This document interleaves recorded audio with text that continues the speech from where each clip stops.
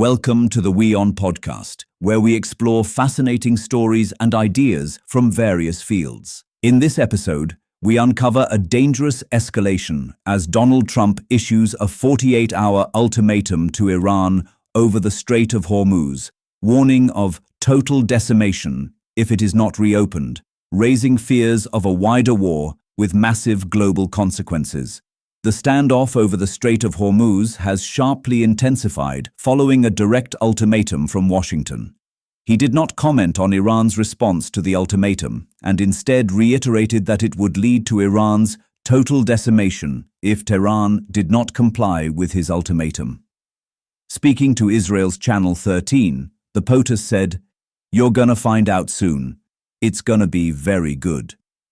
Trump on March 21st gave Iran a 48-hour ultimatum, demanding that it fully reopen the strategically important Strait of Hormuz. In a strongly worded statement, Trump warned that failure to comply would trigger U.S. strikes on Iran's power infrastructure, signaling a potential widening of the war with major global energy and security implications. If Iran doesn't fully open without threat the Strait of Hormuz, within 48 hours from this exact point in time, the United States of America will hit and obliterate their various power plants, starting with the biggest one first, Trump wrote in a Truth Social post.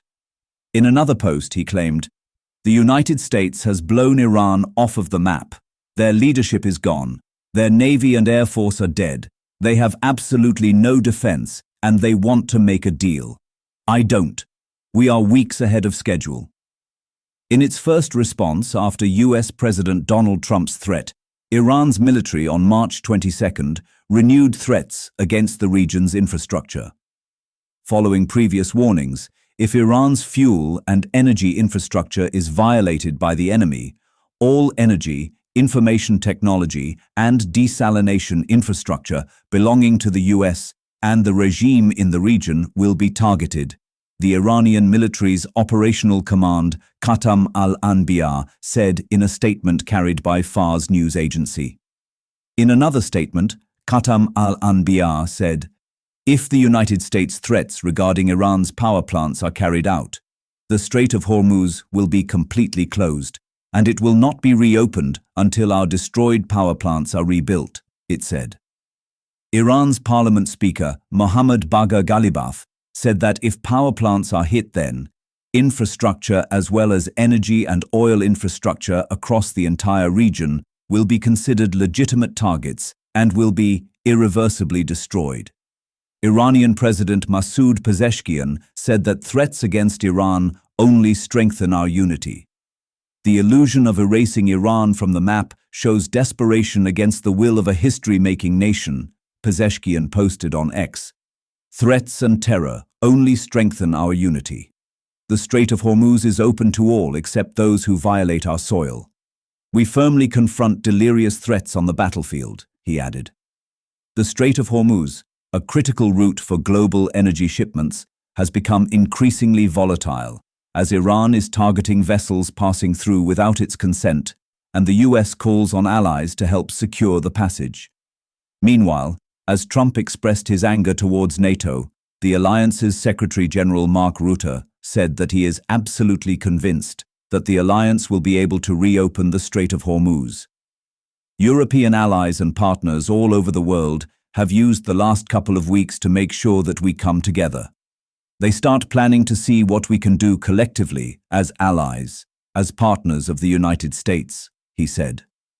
The conflict with Iran began on February 28th, when Israel and the United States carried out what they described as preemptive strikes during ongoing nuclear talks with Tehran.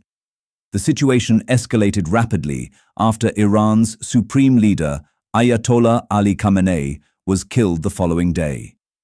In response, Iran launched attacks on Gulf nations hosting US military bases, calling them extensions of American territory.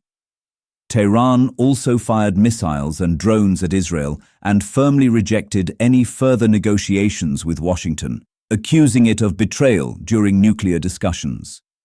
Over the past few weeks, several senior Iranian figures, including Security Chief Ali Larijani, have been killed.